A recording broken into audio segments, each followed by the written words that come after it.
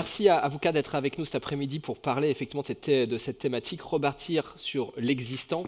La keynote a effectivement bien dressé, on va dire, le panorama et les problématiques. Et quand je l'entendais parler, chaque fois, je pensais à l'un d'entre vous, puisque très souvent, une de ces thématiques va être abordée lors de cette table ronde. Si vous le voulez bien, avant qu'on rentre dans le vif du sujet, je vais vous proposer de faire juste un petit tour de table très rapide pour vous présenter votre structure. On va commencer par vous directement. Donc, Lucille Foucard, moi je suis directrice opérationnelle chez Redman. Redman, c'est un acteur de la promotion immobilière depuis 2007, qui est plutôt spécialisé dans des actifs de tertiaire, mais qui depuis quelques années se spécialise également sur le logement. Voilà. Stéphane. Bonjour, moi je suis Stéphane Pfeiffer, je suis adjoint au maire de Bordeaux en charge de l'urbanisme résilient, du service public de l'habitat et de l'économie sociale et solidaire. Et j'ai aussi une délégation à Bordeaux Métropole et je ne vous présenterai pas ni la ville de Bordeaux ni Bordeaux Métropole. Merci Virginie. Bonjour, Virginie Alonzi, moi je suis directrice prospective pour Bouygues Construction sur la France et l'international. Et donc Bouygues Construction, acteur aussi bien sur le logement, le bureau, l'éducation, la santé, mais aussi tout ce qui est infrastructure de transport, immobilier, aménagement urbain avec Link City. Et Laurent. Bonjour, donc moi c'est Laurent Rosset, je suis directeur stratégie innovation et responsable réhabilitation France d'une agence qui s'appelle AIA Life Designers et qui marie architecte, ingénieur, environnementaliste, directeur de projet, chantier, etc. Alors Laurent, je vais commencer par vous donner la parole finalement pour dresser un peu ce constat. La keynote a quand même bien ouvert les enjeux, les problématiques et ainsi de suite. Mais c'est vrai que quand on a commencé à parler de ces tables rondes, le constat que vous notamment, allait avoir des changements profonds, des changements climatiques notamment, qui allaient avoir un impact, et que ça, c'était indéniablement l'un des enjeux phares des années à venir. Oui, tout à fait. Donc, il y a un mot que Sylvain Grisot a prononcé qui était robustesse, moi qui me questionne beaucoup quand on questionne la réhabilitation. En fait, aujourd'hui, bien entendu, et on va en reparler ensuite, la réhabilitation a beaucoup de vertus et c'est le meilleur levier de la sobriété et de la résilience de nos territoires. Mais une question se pose quand même, compte tenu des aléas qui augmentent. On n'a qu'à se rappeler les derniers événements en Europe, ne serait-ce qu'en Europe, récents. Il me semble, moi, qu'il y a un certain nombre de villes qui sont malheureusement, dans les années qui viennent, en limite de charge et en maladaptation, en faiblesse au niveau de leur robustesse. Et quand vous regardez les indicateurs de tous les assureurs en termes de risques humains et matériels, en fait, malheureusement, ce sont les villes où il y a le plus de densité, où vous avez statistiquement, mathématiquement, le plus de risques devant nous. Pourquoi ? Parce que plus vous mettez de gens à un endroit, plus quand il y a un événement dramatique, que ce soit un îlot de chaleur qui dure longtemps, que ce soit une inondation, que ce soit une tempête d'une force encore inégalée, et ben c'est à cet endroit-là vous avez le plus de problèmes et de dégâts, et notamment humains. Malheureusement, on l'a vu en Espagne.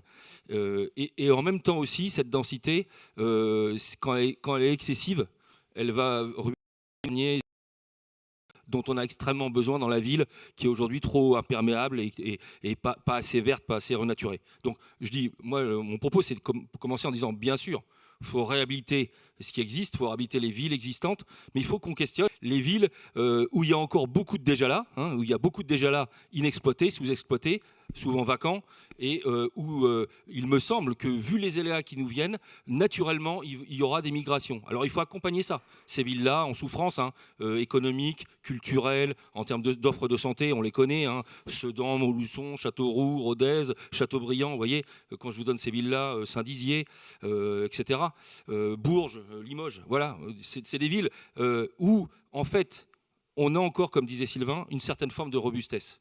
Par contre, il n'y a plus les services, il n'y a plus l'éducation, il n'y a plus tout ça.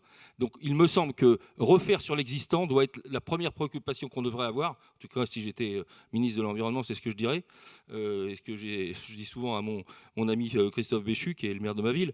Je regardais d'abord pour aller refaire à des endroits qui se sont vidés, parce que c'était la vie économique d'il y a 30 ans. Et les 30 glorieuses sont passées, maintenant on est dans les 30 turbulentes, et il faut regarder ça comme ça. Une fois qu'on a dit ça, maintenant, regardons dans les villes, même denses, qu'est-ce qu'on peut faire en termes de réhabilitation. Et là, bien entendu, la réhabilitation, c'est extraordinaire.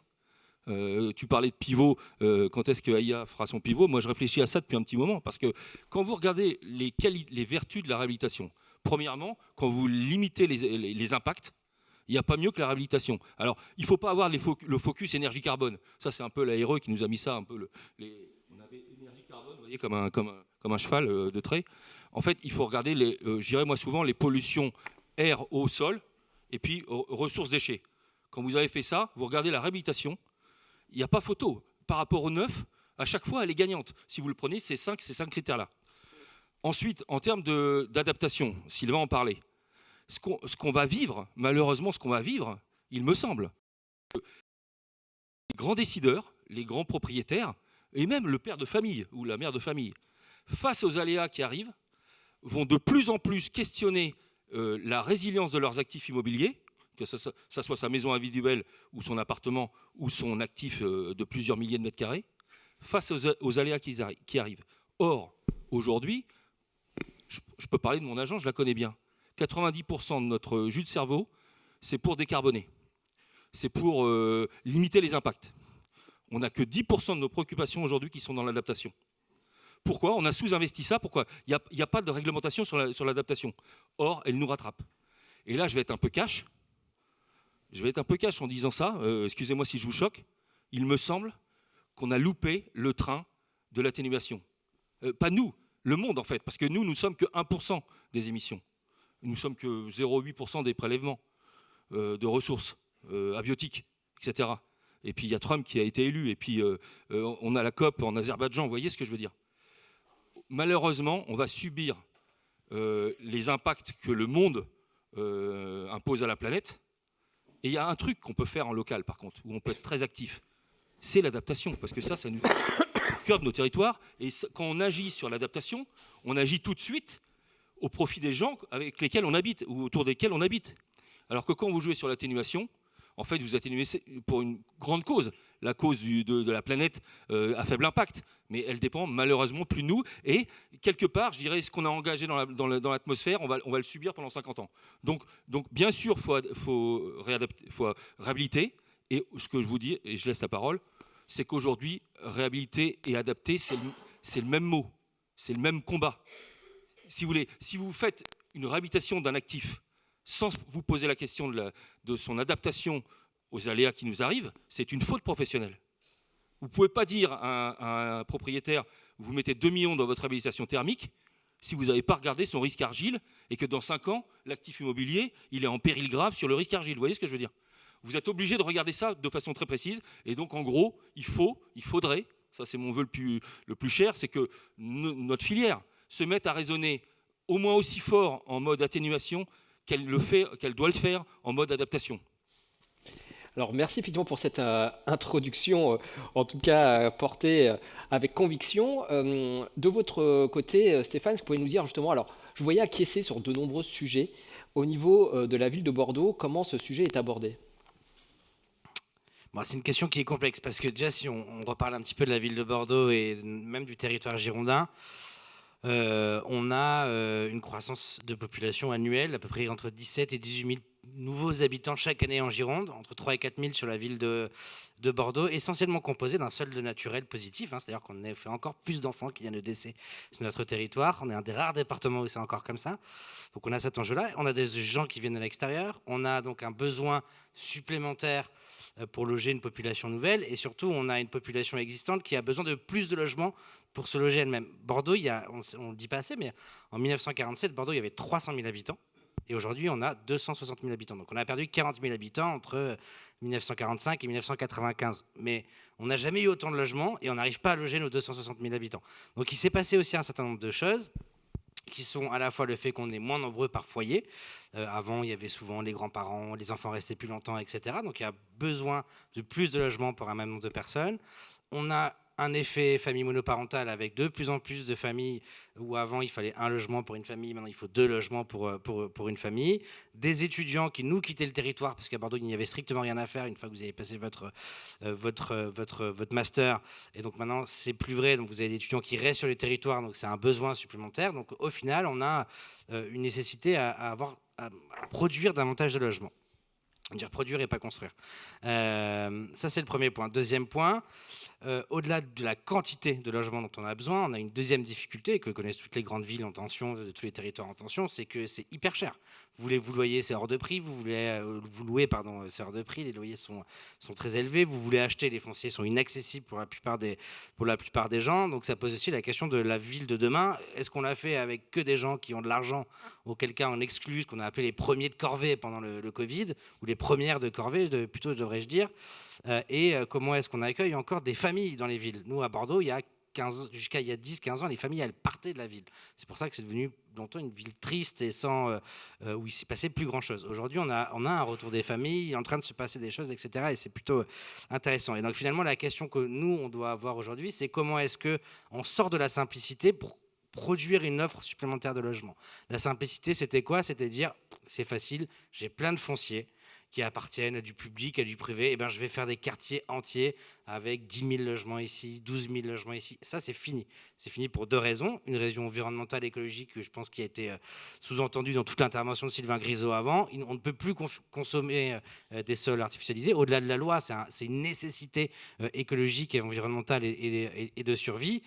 La production neuve, massive comme ça, c'est des émissions carbone extrêmement conséquentes et c'est des attaques profondes à la biodiversité. Ça, c'est le premier point. Puis le deuxième point, très pratique, c'est qu'à Bordeaux, on n'a plus de foncier. Donc à partir de là, il faut qu'on réfléchisse les choses autrement. Donc je pense que le premier enjeu et le principal enjeu, c'est celui de la rupture, c'est de se dire comment est-ce qu'on arrête de faire comme avant et comment est-ce qu'on invente un nouveau modèle de construction de nos villes et de production du logement. Virginie, j'aimerais vous faire rebondir parce qu'un des sujets qui vient d'être abordé, c'est aussi les évolutions socioculturelles. On vient de parler de la famille monoparentale, mais pas que, qui change aussi les habitudes de logement. C'était l'un des sujets dont vous me parliez justement quand vous faisiez un peu ce constat un peu global de votre côté aussi, notamment avec, on va dire, la casquette Bouygues Construction, sur ces évolutions qui est un constat qui est effectivement déjà des évolutions culturelles, mais pas que. Oui, tout à fait. Alors bon, là, je pense qu'effectivement, les enjeux climatiques, on les a bien dressés. Mais bon, je voudrais quand même effectivement juste remettre l'accent sur le fait qu'on a mis vraiment le poids du corps sur le sujet de la décarbonation et qu'aujourd'hui, l'urgence, et ça va de pair, et ça aurait dû aller de pair dès le départ, c'est vraiment le sujet des ressources et de la biodiversité, du régénératif, même si on veut aller encore plus loin. Et ces sujets de résilience, évidemment, ça en fait partie. Sur les aspects sociétaux, puisqu'on parle du logement, il faut aussi que le logement s'adapte justement à l'évolution de la société, aux enjeux, à l'évolution des usages. Je rappelle juste que le logement, c'est quand même le premier poste de dépense des ménages.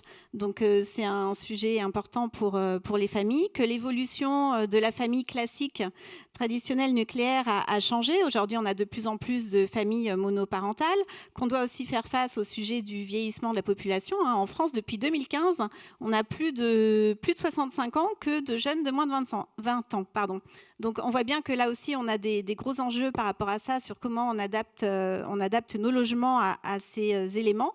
Et puis, on a quand même aussi 8%, avant de construire, on a 8% de logements vacants en France, ce qui représente quand même plus de 3 millions de logements. Sur ces 3 millions, on a plus d'1 million qui est vacant depuis plus d'un an. Qui a été répertorié en 2023. Et sur ce million, en fait, on a 300 000 de ces logements donc, qui se situent dans des zones tendues. Donc, on voit bien qu'on a déjà tout ça à mettre en œuvre sur ces sujets-là. Et pour ça, il y a un autre levier dont on n'a pas parlé, c'est aussi le sujet de l'approche spatio-temporelle.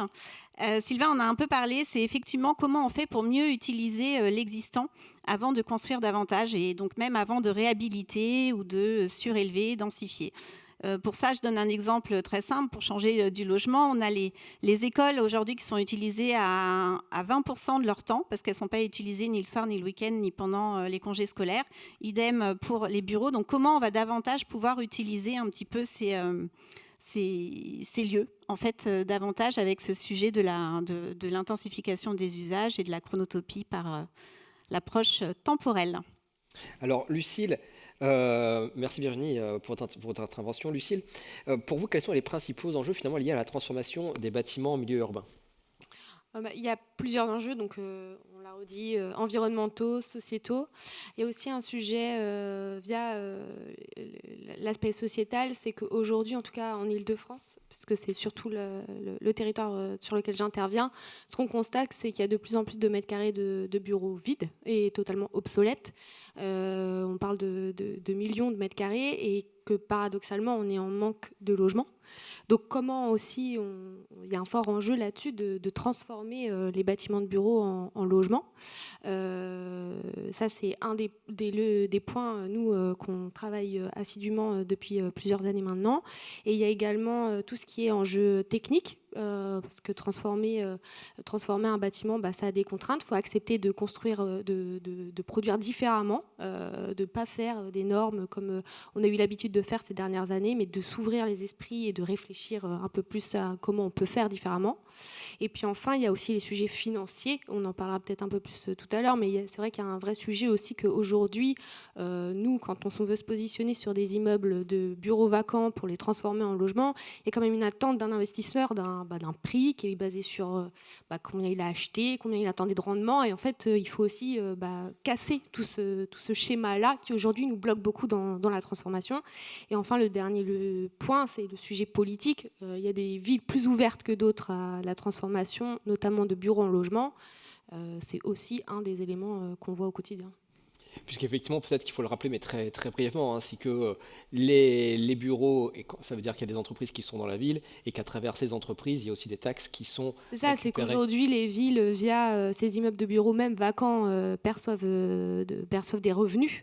Et que quand on vient pour leur proposer une transformation en logement, même si ça répond à un besoin qui est de se loger, malgré tout, eux, ça leur grève des recettes. Et aujourd'hui, c'est vrai que les villes, malheureusement, elles doivent faire face à beaucoup de dépenses par ailleurs et que ça grève leur budget. En tout cas, sur les bureaux, ça peut être un frein. On a bien compris que l'autre frein, c'était aussi la capacité à transformer finalement des bâtiments construits pour des bureaux, pas pensés pour les habitations et qui demandent... C'est l'enjeu aujourd'hui, c'est-à-dire que si on veut faire du neuf parce qu'on doit en faire, en tout cas, c'est l'exemple d'ailleurs qu'on a pris dans l'intervention d'avant, c'est de dire il faut le construire différemment pour que d'ores et déjà, il soit convertible en un autre usage, ce qu'on n'a pas fait dans les années antérieures. Laurent, Oui. je vous redonne, oui, peut-être sur ce sujet, vous vouliez... Oui, je voulais juste rebondir sur tout ce qui est lié totalement vrai, sur le moyen terme, c'est-à-dire la crise du logement qu'on vit aujourd'hui, sur le gisement dont on dispose. Alors Sylvain en avait parlé, il y a les friches commerciales, effectivement, qui questionnent beaucoup, parce qu'on les voit se vider. Il y a ce que vous dites qui est tout à fait vrai, les changements dans le tertiaire et les bureaux vides qu'on pourrait réhabiter. Mais il y a aussi, souvent c'est un domaine qu'on regarde peu, la sous-occupation des logements. Alors c'est un sujet de société, on ne va pas le résoudre ce soir, mais quand vous regardez les chiffres de certaines fondations, dont j'ose même plus donner le nom aujourd'hui parce que vous voyez à laquelle je pense, mais bref, une fondation qui s'occupe du logement, qui devrait changer de nom, on sait qu'aujourd'hui, vous avez à peu près 9 millions d'unités de logement qui sont largement sous-occupées. Ça veut dire quoi? C'est-à-dire que par rapport à la norme où vous avez 2 pièces par personne, il y a 3 pièces de trop par personne. Oui.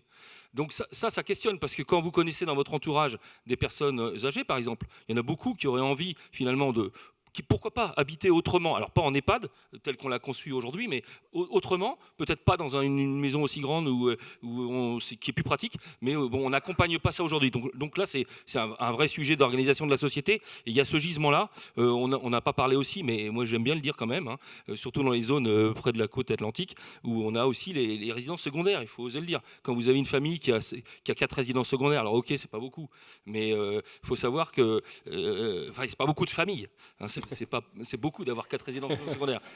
Mais il y a un certain nombre de propriétaires qui cumulent des mètres carrés vides toute l'année, vous voyez, et il y a l'effet Airbnb, on va pas s'étaler. Une fois qu'on a dit ça, moi je refocus, excusez-moi, un peu sur un peu plus moyen long terme. Aujourd'hui, dans la ville de Bordeaux, l'OID, l'Office de l'immobilier durable, a regardé justement face aux aléas climatiques dont parlait Sylvain, et notamment le risque chaleur, il y a aussi le risque inondation, le risque tassement bien sûr, un peu incendie d'ailleurs dans la région. Vous avez aujourd'hui, ça fait peur, 75% du parc construit, 37 millions d'unités de logements, qui subissent un aléa, 75%, un aléa dramatique avant 2050. Quand vous prenez connaissance de ça, alors j'ai recoupé avec le rapport Oxfam de cet été qui redit pareil, qui dit même qu'il y a la moitié des écoles maternelles inoccupables en 2050, 30% des établissements de santé. Quand vous comprenez ça, on peut regarder la crise du logement tout de suite maintenant, on en a parlé.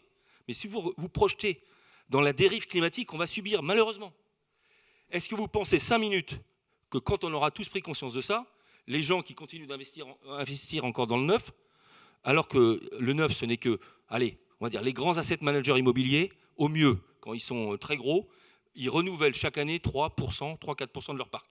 Ça veut dire quoi? Ça veut dire que 96% de leur richesse, enfin, qu'ils gèrent, pour le compte de tiers souvent, elle est dans leurs actifs existants. D'accord? Or, quand vous regardez notre société aujourd'hui, 90% de nos débats, par exemple sur la RE 2020, je sais pas, ça parle peut-être pas à tout le monde, mais la réglementation environnementale qui s'applique qu'au neuf, occupe 90% du temps de réflexion. On commente, oui, le seuil carbone, on ne va pas l'atteindre. Donc il y a 1% de ce qu'on construit en neuf chaque année par rapport à 99 qui existe déjà. Sylvain disait 80% du parc de 2050 existe déjà, même avec aujourd'hui la chute de l'immobilier, c'est peut-être même 85. Bon. En fait, on discute en permanence du 1% qu'on va peut-être reconstruire chaque année, sans se préoccuper du 99 qui existe, dont vous avez compris les 3/4 sont en risque avéré, grave, face aux aléas qu'on sous-estime. Pourquoi les aléas, on les sous-estime? Tout simplement parce qu'aujourd'hui, nos modèles sont 2D. Ils sont Météo France 2D, XY. Si vous les rendez 3D avec comment est le sol en termes d'imperméabilisation, ça c'est pour l'inondation, et comment est le relief en termes de cuvette, îlot de chaleur et même inondation, en fait, les données qu'on a aujourd'hui pour analyser les risques encourus par les actifs sont largement sous-estimés. Quand vous comprenez ça, ce que je veux vous démontrer, c'est que quand la société va comprendre ça, ceux qui gèrent ces actifs, ils vont mettre leur énergie et leur argent pour sauver les bijoux de famille, pour sauver les actifs qui existent. Et donc, c'est pour ça que j'insiste sur, c'est pour ça que moi je suis là ce soir, j'essaie de dire, il faut qu'on organise les choses pour que notre attention, notre formation, notre sensibilisation, nos pratiques, de plus en plus intègrent ces idées d'adaptation, tout en gardant bien sûr un certain lot de logements neufs tous les ans, parce qu'il faut renouveler les trucs qui sont irréparables, on est bien d'accord. Je ne dis pas qu'il faut arrêter de construire, je dis qu'il faut construire au bon endroit, en préservant la nature et en désimperméabilisant les sols, mais il faut surtout mettre beaucoup d'énergie et d'échanges entre nous pour adapter nos villes au choc qu'elles vont subir. Stéphane, allez, il nous reste une vingtaine de minutes. On a pas mal de...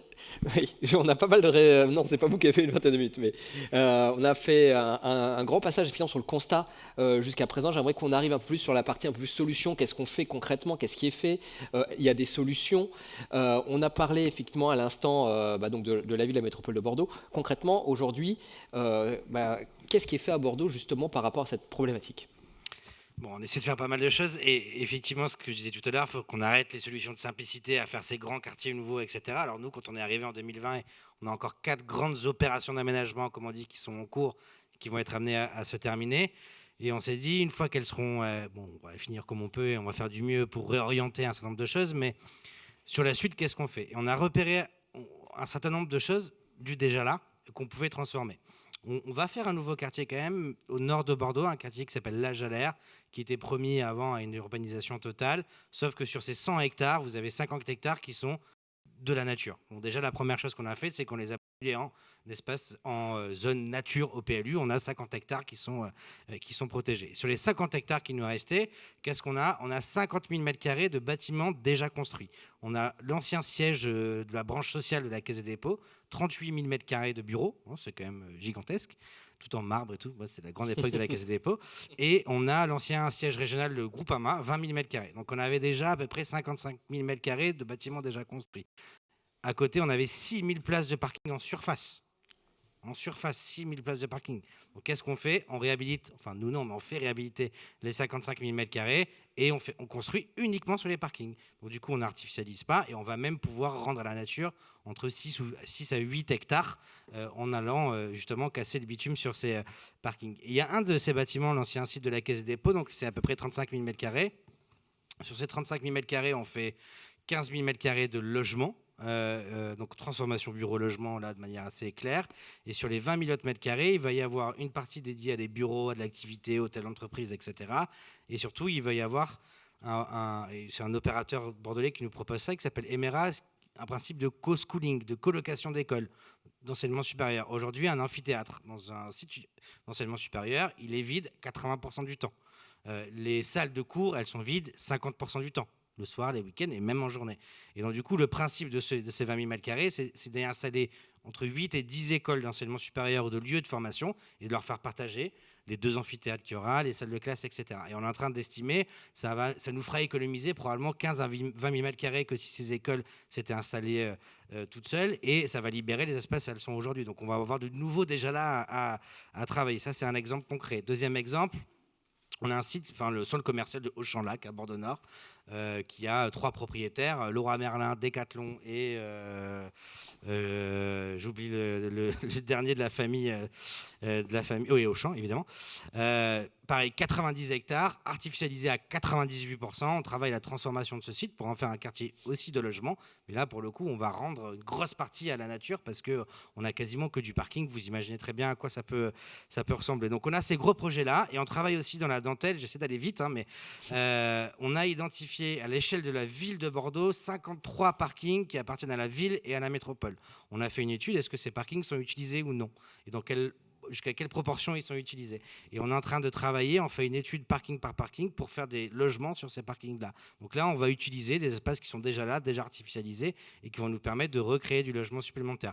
Sur une quinzaine de parkings, ça va être entre 3 et 400 logements. C'est pas énorme à l'échelle du besoin, mais il vaut mieux les faire là où on a déjà du parking. Un autre exemple, on travaille beaucoup sur la question du foisonnement des usages. Je prenais l'exemple de la colocation des écoles. Mais là, notre principal poste de dépense sur 10 ans à la ville de Bordeaux, c'est ce qu'on a appelé les cours buissonnières. C'est-à-dire qu'on va végétaliser toutes nos cours d'école et de crèches. On a 115 écoles, 50 crèches, on doit avoir 160 sites un peu à végétaliser. C'est un programme de, je ne sais plus exactement, entre 10 et 15 millions d'euros d'investissement sur 10 ans. L'objectif, il va être ensuite d'ouvrir ces écoles le soir et les week-ends pour que les gens puissent profiter des espaces verts qu'il y a dans ces écoles-là, en plus des salles de classe, etc.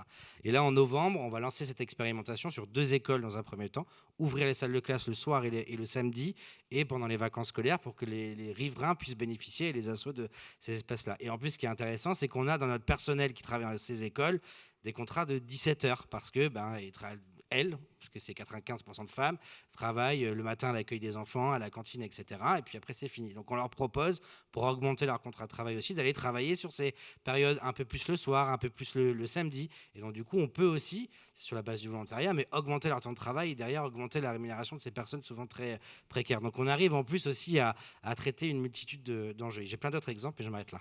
Non, mais c'est très intéressant, effectivement. Alors là, c'est à l'échelle de la ville, de la métropole de Bordeaux. Juste pour conclure là-dessus, qu'on comprenne bien, finalement, tous ces changements qui vont être faits, que vous abordez, c'est quoi finalement? C'est de la volonté politique, c'est du fléchage budgétaire qui va être fait différemment, qu'on comprenne bien en fait quels sont les leviers derrière.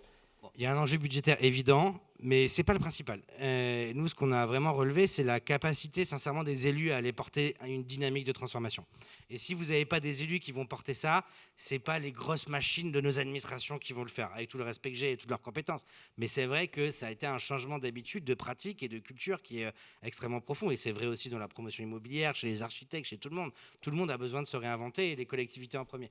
Donc c'est vrai que nous, il y a la puissance du discours performatif de l'élu qui est parfois plus impactant que des mesures concrètes. Alors bien sûr qu'il faut des mesures concrètes, mais c'est vrai que quand on arrive à faire en sorte que sur un territoire, et c'est ce qu'on a fait on a créé un label bâtiment frugal bordelais, on a signé un manifeste la semaine dernière avec plus de 50 opérateurs immobiliers. Dès lors qu'on arrive avec ce discours à engager l'ensemble des parties prenantes de la transformation dans ces logiques justement de redirection, on commence à réussir à être efficace. Mais il y a une force performative qui est essentielle. Merci, en tout cas qu'on comprenne bien. Lucille, est-ce que vous pouvez nous donner justement aussi des exemples concrets avec Redman, à la fois sur des projets sur lesquels peut-être vous travaillez à l'heure actuelle, ou tout simplement des appels d'offres sur lesquels vous avez pu répondre aussi? Oui, donc nous, on a travaillé sur pas mal de grandes références de transformation. Alors, beaucoup d'immeubles de tertiaire, donc station F, les anciennes Alfréciné. On a aussi la tour Ariane sur laquelle on intervient en ce moment, qui est une tour à la Défense occupée et sur laquelle on intervient, on refait toutes les façades. C'est assez impressionnant. Je vous invite à regarder. Et on a également un projet là qui va se livrer dans les prochains jours, semaines, qui est situé dans le 10e arrondissement de Paris. C'est un projet, donc c'est des anciennes, enfin c'est une parcelle typique faubourienne dans laquelle il y avait des immeubles et de bureaux et de logements, mais totalement obsolètes. Et donc là, on a retravaillé un projet qui développe un peu plus de 10 000 m², mais en plein cœur de Paris, et dans lequel on garde une grosse partie de l'existant. On fait avec le déjà là, on s'arrache les cheveux parce qu'entre nous, c'est jamais simple, qu'on a des structures de bâtiments qui sont totalement différents. On a du bois, du métal, du béton, mais c'est ça aussi qui nous challenge et qu'on adore dans la transformation, c'est de faire différemment. Et donc du coup, c'est un projet où on a du bureau, du commerce, du logement. On a 30 logements sociaux qui vont être cédés à la RIVP. Et donc c'est vraiment un projet dans lequel également on va être certifié Biodiversity. Donc on a essayé de également pousser un peu les curseurs. C'était une parcelle qui était totalement imperméabilisée et que du coup aujourd'hui on travaille avec des toitures végétalisées. On a travaillé le fait de pouvoir imperméabiliser une partie des sols. Donc voilà, c'est un projet concret qui sort. Et après, effectivement, on travaille plutôt aujourd'hui sur aussi des transformations, donc comme je l'ai dit, un peu de transformation de bureaux en logement. Et là, c'est vrai que c'est un peu plus compliqué parce que forcément, voilà, comme je l'ai dit, il y a des sujets d'investisseurs qui veulent se retrouver dans les valeurs de leurs biens. Et on se bat avec ça. Mais nous, notre conviction, c'est que c'est aussi à nous de trouver les bonnes astuces et de bien identifier les bâtiments qui peuvent se transformer leur usage de façon plus fine que de grosses transformations lourdes où en fait on s'y retrouve pas parce qu'on sort à des coûts de construction qui sont pas du tout compétitifs avec des gens qui font encore démolition reconstruction. Donc nous, il faut qu'on soit aussi un peu malin dans notre façon de faire et qu'on arrive à trouver le bon usage au bon bâtiment et pour que ça sorte et pour qu'on arrête d'être dépendant de trop de choses qui sont extérieures et qui font que ça ne sortira jamais. Et je suis assez partisane de ce discours-là, de se dire qu'en fait, c'est pas juste un acteur qui va réussir à transformer les choses, mais c'est le fait de travailler tous ensemble et de fédérer autour de nos convictions fortes. Juste, Lucille, pour qu'on comprenne bien, pour les non-professionnels comme moi, en tout cas, sur cette problématique de transformation de bureaux, c'est aussi que les normes de construction sur les bureaux ne sont pas les mêmes que pour l'habitation et que quand on va transformer, il y a aussi cette nécessité de transformer pour arriver dans les bonnes normes d'habitation qui sont demandées et qui là peuvent dans certains cas être très coûteux, très compliqués. Oui, c'est ça, c'est qu'en bureau, c'est pas exactement les mêmes normes qu'en logement, et quand on veut transformer en logement, du coup, on doit faire un immeuble de bureau quelque chose qui fonctionne en accessibilité logement, ce qui est normal, mais qui du coup, c'est pour ça qu'il y a un regard fin du bâtiment, parce qu'en fonction de sa structure, de son squelette, il va y avoir une réversibilité qui est plus ou moins évidente. Virginie, même question, qu'est-ce que vous faites de façon concrète, en fait, sur ce sujet? Alors non, mais c'est vrai qu'il y a différents leviers, et heureusement. Donc sur ce sujet, notamment de faire avec déjà là l'existant. Donc il y a tout ce sujet déjà évidemment de réhabiliter l'existant et donc d'utiliser aussi les matériaux biosourcés. Donc on en a un peu parlé, mais tous ces sujets que ce soit la construction bois, tous les matériaux biosourcés permettent effectivement aussi de pouvoir travailler sur des sujets de surélévation, d'extension de différents bâtis. Il y a tout le sujet évidemment de l'économie circulaire qui est aussi extrêmement important, où aujourd'hui on va pouvoir réemployer les matériaux qui sont sur place. Les filières se structurent de plus en plus. Au sein du groupe, on a lancé Cinéo il y a déjà 2 ans, qui est une sorte de centre technique en fait. Alors à la fois c'est une plateforme digitale où on va pouvoir mettre en rapport l'offre et la demande sur ces sujets de matériaux, et en même temps c'est aussi un centre dans lequel on va pouvoir avoir du stockage de matériaux, de la formation des entreprises, des PME, des startups, etc. Donc parce qu'il faut savoir qu'aujourd'hui, seulement 1% des matériaux est réemployé, réutilisé, alors qu'on estime que 80% des matériaux pourraient avoir une seconde vie. Donc pour donner des exemples concrets je voudrais revenir sur ce sujet de la transformation d'actifs. Je vais prendre un exemple à Suresnes, par exemple, qui est l'ancien siège d'Airbus, qui a été transformé en résidence étudiante. Pourquoi ? Parce qu'il y a l'école Schema qui s'est installée à côté. À Suresnes, il y a peu d'offres en termes de logement étudiant.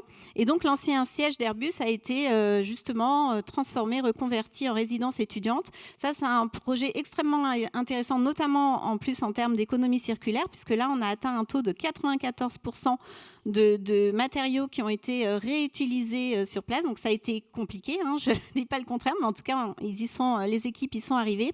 Et donc, on va avoir aussi de l'hybridation d'usage, puisqu'en dehors de ça, on va avoir en rez-de-chaussée des commerces, les niveaux qui étaient les niveaux de parking, on va avoir des espaces de stockage. Il y a aussi, je crois, de la logistique urbaine de proximité. Enfin, en tout cas, on va hybrider les usages. Ça aussi, c'est un point extrêmement important. C'est comment on va aujourd'hui vers des projets avec des usages hybridés et qu'on arrête de faire des mètres carrés fonctionnels, mais vraiment des mètres carrés relationnels. Autre exemple, la résidence Parmentier à Paris, dans le 11e arrondissement. Ça, c'est intéressant parce que c'était un ancien garage qui a été transformé en logement avec un commerce en rez-de-chaussée. Donc là aussi, c'est plus de 7000 mètres carrés qui ont été transformés. Après, quand on parle de surélévation ou d'extension, je voulais vous partager aussi à nouveau à Paris l'exemple d'une auberge de jeunesse maintenant qui s'appelle Les Pioles, en fait, qui s'est construite au-dessus d'un supermarché. C'était un supermarché casino, un petit supermarché. Donc là, c'était une dent creuse. Et là, pour le coup, il y a eu une surélévation en structure bois de 5 niveaux, 5 étages. Donc, il y a eu 1100 mètres carrés qui ont été créés, donc sans artificialiser. Et là, avec ces 5 niveaux, on a cette auberge de jeunesse et au dernier étage, un restaurant rooftop qui a été créé. Donc là aussi, ça crée de la vie, en tout cas supplémentaire dans le quartier.